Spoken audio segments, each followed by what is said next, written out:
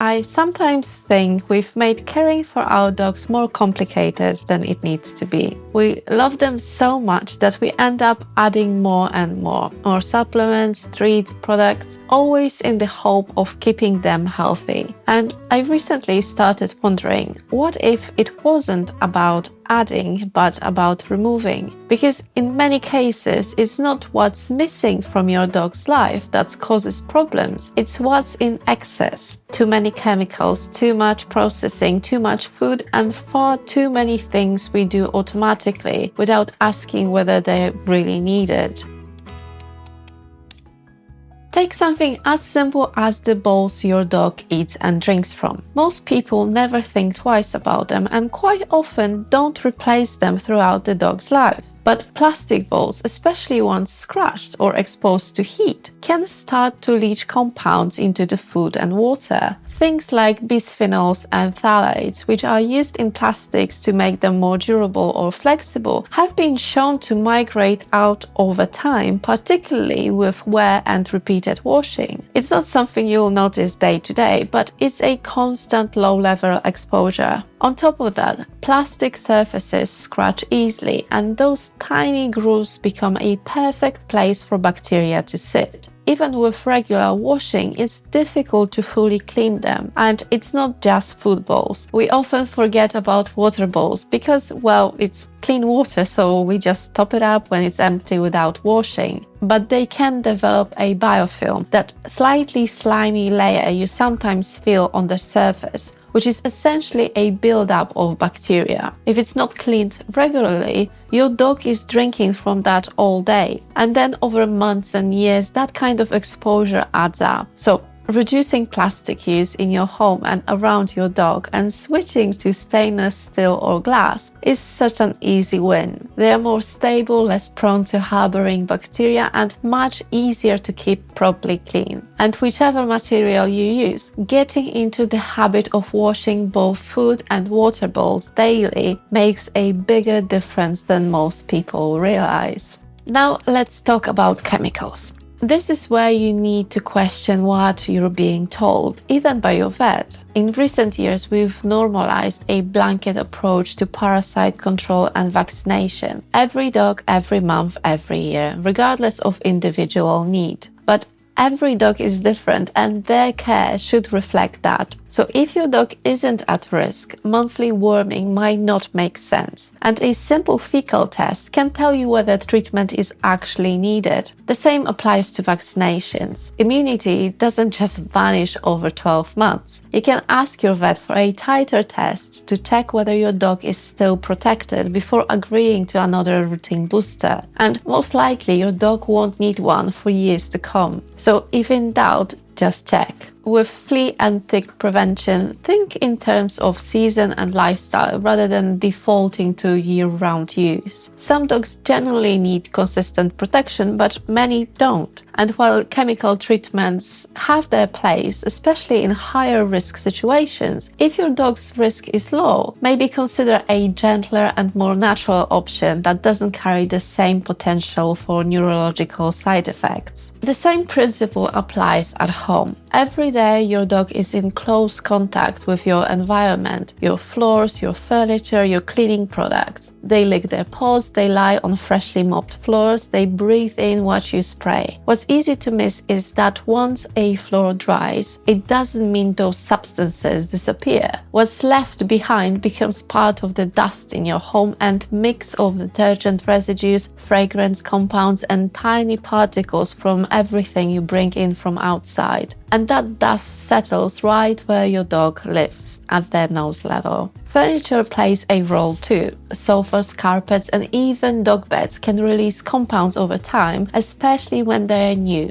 Things like flame retardants and volatile organic compounds slowly off-gas into the air, and your dog is lying on or next to them for hours every day. Even cooking has an impact. Gas helps release nitrogen dioxide and other pollutants that affect indoor air quality. And again, your dog is right there breathing it in. Unlike us, dogs don't get much distance from it. Many spend the majority of their time indoors, close to the ground, constantly in contact with these surfaces. Their exposure is more continuous and their ability to deal with that load isn't unlimited. And even when they go outside, it's not like they're stepping into a completely clean environment. Lawns treated with pesticides, residues on pavements, and air pollution all add to the overall picture. So when you look at it like that, reducing what you can inside the home starts to make a lot of sense. So investing in an air purifier and switching to simpler pet-safe or probiotic-based cleaning products is a good start. It's not about going chemical-free, that's not realistic, but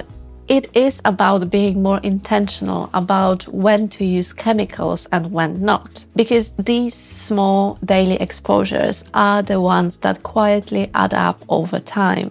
And then there is food. Arguably the biggest factor of all. We've built a culture where ultra-processed diets like kibble are the default, fed twice a day, every day for a lifetime. It's convenient, yes, but convenience comes at a cost. When you rely completely on processed food, you're relying on synthetic nutrients instead of natural ones. The ideal would be moved towards a fresh, balanced diet. But if a full switch isn't realistic right now, even small changes can make a big difference. Research, including the Dog Risk study, has shown that adding a relatively small amount of fresh food, around 20% of the diet, such as raw meat and appropriate leftovers to puppies, was associated with improvements in things like allergy and skin issues in adulthood. That doesn't mean you need to change everything overnight. It can be as simple as adding some fresh meat, a few suitable vegetables, or a portion of oily fish during the week. I've covered this in more detail in another video if you want to explore it further. I'll link it in the description for you.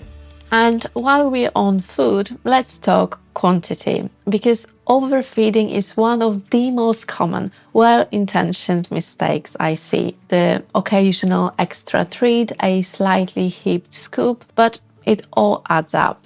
Dogs that carry even a little too much weight are at a higher risk for multiple diseases and quite simply live shorter lives. Studies show that dogs maintained at a lean, healthy weight can live up to 2 years longer than their overweight counterparts. But I do want to stress here, it's not about feeding less, it's about feeding right. So learn to read your dog's body, calculate the caloric needs, and stop relying on the label on the bag. Another small but powerful shift is reducing constant grazing. Many dogs don't just eat meals. They are given treats throughout the day as well, so their digestive system is almost always working. That might seem harmless, but it means the gut never really gets a chance to rest. But when you leave proper gaps between meals, the body switches into a different mode. One of the processes that kicks in is the migrating motor complex, essentially a housekeeping cycle in the gut that helps clear out leftover food, bacteria, and debris between feedings. Over time, this supports better digestion and more stable gut environment. Those gaps also allow for processes like autophagy, the body's natural way of breaking down and recycling damaged cells. It's part of normal maintenance and repair,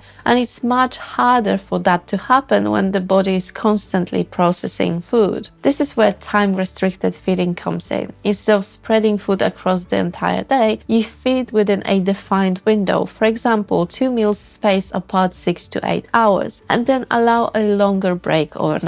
It doesn't mean feeding less, it just means feeding in a more structured way. Dental care is another good example where the solution isn't adding more. Many commercial dental treats claim to clean teeth, but they are often made from processed starches and sweeteners. When you cut back on those and replace them with something more natural, like raw meaty bones, for example, you see a difference that's not just cosmetic. It's how dogs' teeth are meant to stay clean naturally. Fewer additives, better results, and a happier, much more relaxed dog. That said, Raw meaty bones need to be introduced gradually. Don't jump straight into harder or more advanced bones if your dog hasn't had them before, because that's how you end up at the emergency vet. Start with softer options matched to your dog's size and chewing ability, like chicken wings or necks. If you'd like me to go deeper into that, let me know in the comments. And beyond all the physical things like food, chemicals or treatments, there is something just as influential: stress. Not the kind that comes from obvious one-off events, but the low-level, constant kind that builds up from overstimulation, lack of rest or unpredictable routines. Because dogs, much like us, do best with calm, consistency and proper sleep. So think about what a typical day looks like for many dogs. Being woken up repeatedly, kids climbing over them, constant noise in the house and no real place to switch off.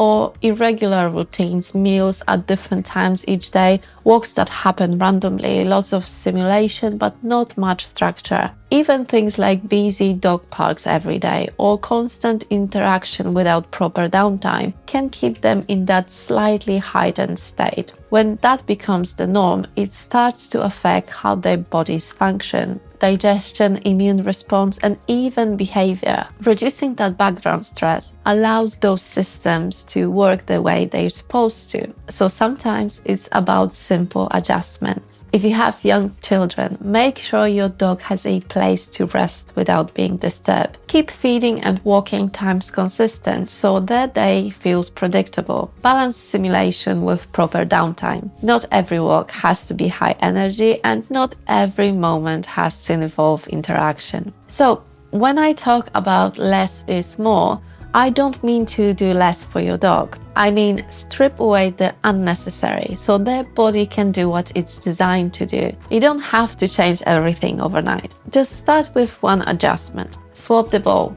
Question one part of your routine. Add a small portion of real food. And then with time, you will see that those tiny reductions done with purpose can transform their health over time. Thanks for watching.